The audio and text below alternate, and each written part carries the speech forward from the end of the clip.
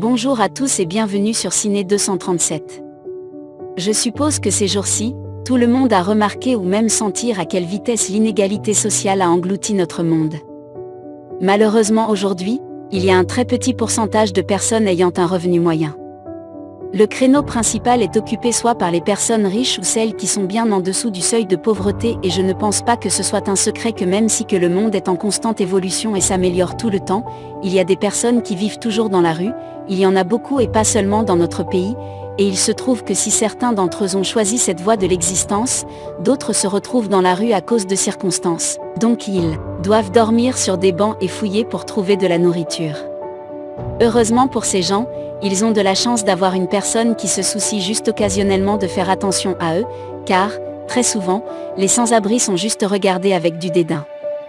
Mais peu importe, il y a des gens qui veulent t'aider et ça n'a pas d'importance si vous êtes sans-abri ou simplement une personne pauvre, et comme pour le prouver, aujourd'hui, je vais vous raconter une histoire qui s'est passée il y a quelques et a déjà fait fondre les cœurs de millions de personnes dans le monde entier.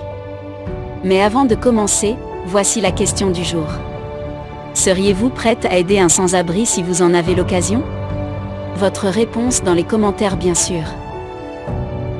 Nous vous invitons aussi à parcourir notre chaîne pour plus de vidéos sur des histoires incroyables, les histoires d'amour et les histoires intéressantes. Et si vous êtes nouveau, n'oubliez pas de liker la vidéo, abonnez-vous et activez la cloche de notification pour être informé tous les jours sur nos nouvelles vidéos. Un jour ordinaire, il y avait une légère pluie dehors et Cassie Fisher est entrée dans un fast-food et s'est commandé une tasse de café juste pour se réchauffer. La fille était pensive en regardant par la fenêtre et en pensant à quelque chose à faire, quand soudain son attention a été attirée par un sans-abri qui ramassait de la petite monnaie. Tout était bien mais, bientôt cet homme au duvet trop propre est entré dans le même café, puis, il a fait quelques pas à un rythme tranquille et s'est tenu à la porte et a commencé à compter les pièces qu'il avait collectées au cours de la matinée. Les clients ont rapidement porté leur attention sur l'homme sans-abri et l'un a commencé par pointer dans la direction du non-invité, mais bien sûr, Cassie n'a pas fait exception sauf qu'elle ne le regardait pas sans mépris. Elle a juste fixé les traits de son visage, et les yeux de l'homme étaient pleins de tristesse et de chagrin, du moins le pensait elle.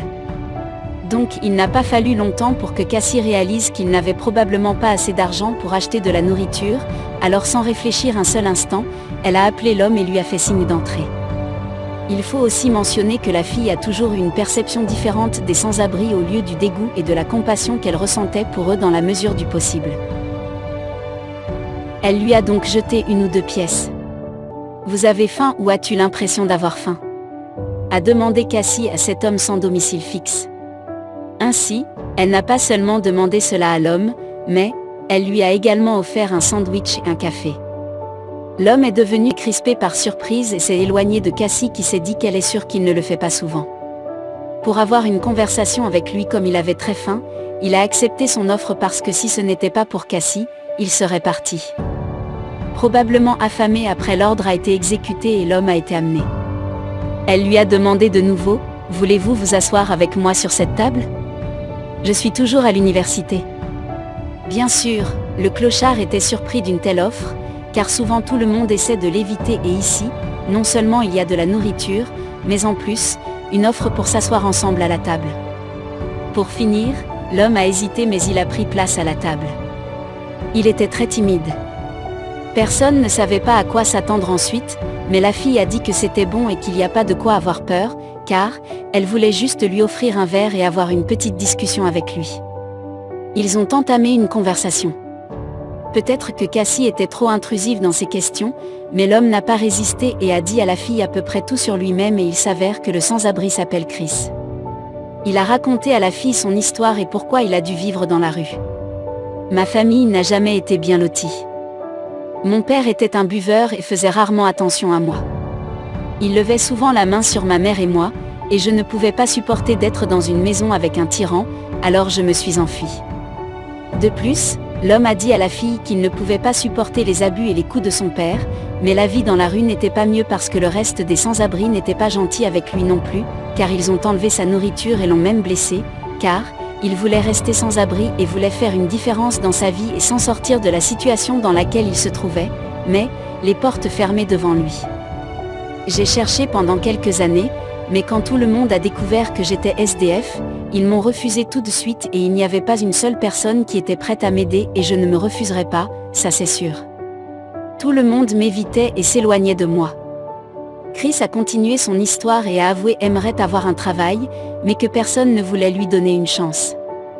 Il était également attristé par le fait qu'il y a quelques jours, son ami fidèle, un chien nommé Joe, était toujours là pour lui et lui a tenu compagnie pendant les longues soirées froides dehors tout au long de sa vie dans la rue, espérant qu'un jour il reviendrait à une vie humaine normale et deviendrait le genre de personne dont sa mère serait fière.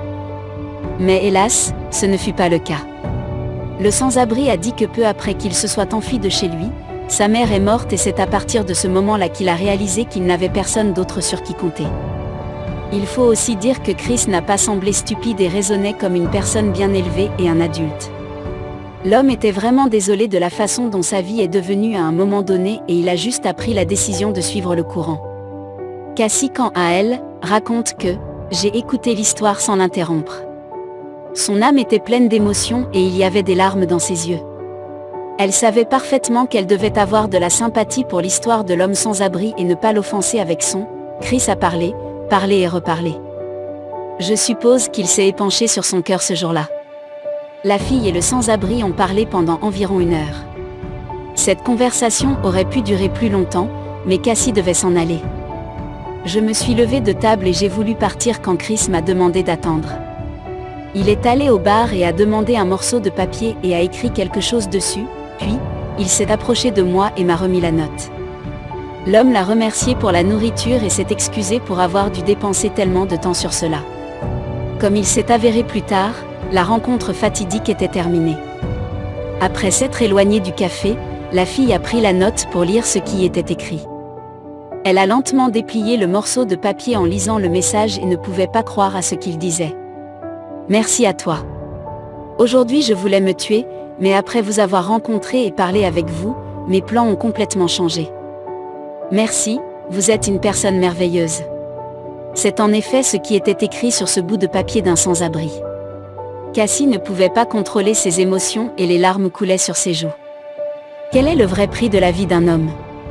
Ce n'est pas seulement le prix d'un sandwich au café et 1 heure passée avec lui. Cassie était capable de faire tellement plus pour la vie de cet étranger en si peu de temps. Une conversation apparemment franche est une simple bagatelle. Mais sans ça, Chris ne serait probablement plus en vie.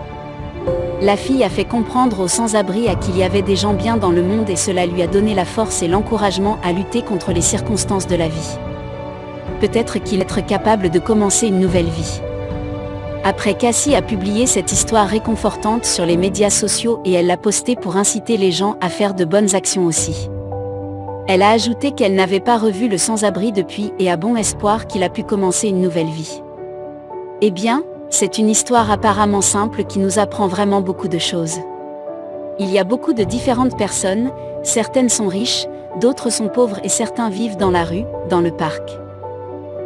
Mais ne jamais juger un livre par sa couverture, car, absolument chacun d'entre nous a une histoire unique qui a façonné toutes nos vies. Si pour nous aller au travail ou dépenser les soirées sur le canapé devant la télévision, manger de la bonne nourriture est banal, mais c'est un rêve devenu réalité, et comme cette histoire, même le plus petit acte de charité peut changer non seulement la journée d'une personne, mais toute une vie. Les amis, que feriez-vous si vous étiez face à un sans-abri? N'oubliez pas d'en parler dans les commentaires. Aussi, veuillez vous abonner à notre chaîne et activer la cloche de notification car, chaque jour, nous vous publions des vidéos sur des histoires incroyables prêtes à vous couper le souffle. À demain pour une nouvelle histoire sur Ciné 237. Portez-vous bien.